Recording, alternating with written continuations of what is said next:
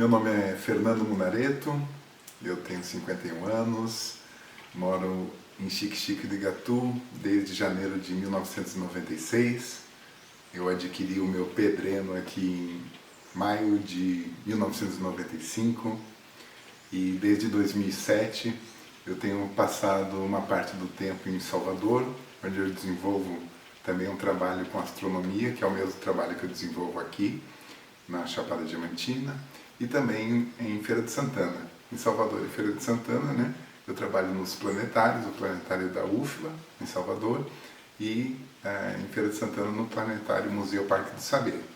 E aqui em Igatu eu desenvolvo um trabalho com educação na área de astronomia, com agências, hotéis, né, que trazem, tem como seus clientes colégios de diferentes cidades da Bahia e de outros estados. Tem alguma história que você já ouviu ou que você viu que seja sobre assombração, livosias, como a galera que chama, né? E que te impressionou? Olha, aqui na região, livosias, assim, ou aleivosias, né, é uma palavra que está no dicionário, viu? Não é só daqui, não. Aqui não. Algo assim de extraordinário que aconteceu certa feita foi durante uma palestra sobre astronomia. Essas palestras que eu ministro, elas acontecem ao ar livre, e nós estávamos à margem do rio Paraguaçu, no Areião, com 85 estudantes do ensino médio do Colégio Nossa Senhora de Fátima, de Vitória da Conquista, estudantes, professores, e durante a palestra o grupo estava de frente para o leste, para o nascente, e eu de frente para o grupo, e naquele momento eu estava respondendo a uma pergunta feita por uma aluna que estava lá no fundo do grupo. Enquanto eu terminava de responder a pergunta a ela, um grupo aqui à minha esquerda começou: professor, o que é aquilo? O que é aquilo? Só que eu estava respondendo a pergunta, eu terminei de responder a pergunta à estudante, e aí eu falei: o que foi, meninos? Tinha uma luz ali, professor, surgiu uma luz ali, e agora eu olhei, ela não estava. Eu falei: mas aonde? Quando eu falei aonde, eu olhei, não tinha nada, eu falei: mas aonde? Quando eu olho de novo, surgiu a luz novamente. E chamou atenção, porque era uma luz assim com a magnitude aproximada de Júpiter, que é um brilho mais intenso que a grande maioria das estrelas, não cintilava, estava a uns talvez 20 graus acima do horizonte leste, e eu fiquei olhando e a princípio não soube responder, porque como eu acompanho o céu há muitos anos e os astros, né, o firmamento está sempre ali, fixo, né, as estrelas sempre com a mesma distância angular, umas em relação às outras, né, quem se move são os planetas, então poderia ser um planeta, mas eu sabia que não havia nenhum dos planetas ali naquela região do céu, e também há poucos instantes atrás não tinha nada ali. E aí me passou várias coisas pela cabeça. Eu pensei a princípio que fosse um avião, porque quando o avião está vindo bem de frente com a gente, ele parece estático, né? Então, a princípio eu pensei que fosse um avião, mas também não estava com cara de ser avião, era uma luz muito forte, e assim, não é rota de avião, estava muito baixo, logo depois vem a serra, embora a gente não tenha noção de profundidade no céu, né? Não dá para saber a que distância estava. Mas eu fiquei avaliando ali, analisando o que era, todo mundo esperando eu responder, e de repente essa luz que estava aqui deu um disparo e cobriu uma distância angular assim, de uma maneira muito rápida, né? De forma que nada que a gente conhece faria isso, e sumiu. E aí a turma toda em uníssono respondeu "Oh!" e acabou com a minha palestra, porque foi assim uma coisa muito fantástica, né?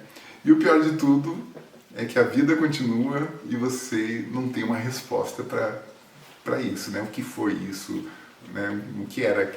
Então, e é o que a gente tecnicamente chama de objeto voador não identificado, né? Então essa me ocorre agora de ser assim, uma história mais interessante nesse sentido. Certo. Tem mais alguma coisa que você acha interessante falar sobre essa visão, né? Sobre a gente, sobre outros povos também, com relação a esses OVNIs que aparecem, né? OVNIs, outras manifestações, assim, na natureza que às vezes a gente pode confundir com, por exemplo, que as luzes que aparecem na serra. Fica como assim, como se tudo fosse OVNI, como se tudo fosse o ET, entendeu? A luz aqui, por exemplo, às vezes parece que é um fenômeno natural. Eu tenho essa impressão, né? Mas é isso, eu acho que seria Boa, massa falar Jéssica. sobre isso um pouco também. Bem observado. Também Igatu é um lugar pródigo na aparição desses OVNIs, né? Lembrando que quando alguém fala, eu vi um disco voador, não é um OVNI, porque a pessoa está identificando como sendo um disco voador. Né? Então, OVNI é uma coisa relativamente corriqueira. Quem observa muito o céu, uma hora ou outra vai ver um objeto voador que ele não consegue identificar. Eu já vi alguns. Né? Esse foi o mais interessante. Mas aqui em Igatu, como você mencionou, existe com alguma regularidade, uma frequência, a aparição de luzes, né, próximas à serra. Eu pessoalmente não observei ainda, não consegui ver essas luzes, mas pelo relato de muitas pessoas a gente vê que é uma coisa que de fato acontece. E pelo relato das pessoas, a impressão que me dá é que é algo mais telúrico do que celeste.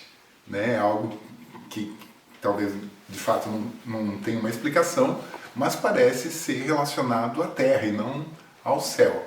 Né? Isso é uma coisa impressionante que acontece aqui em Igatu. Também é do conhecimento popular, né? Luzes que parecem se mover de um lado a outro na serra. Isso também é uma constante. Volte e meia os garimpeiros, né, principalmente mais antigos, falam dessa... Eles, inclusive, né, no imaginário popular existe a ideia de que é o diamante mudando de lugar na serra. Né? Já ouvi relatos parecidos em regiões de garimpo de ouro também. Né? Não se sabe o que seriam essas luzes.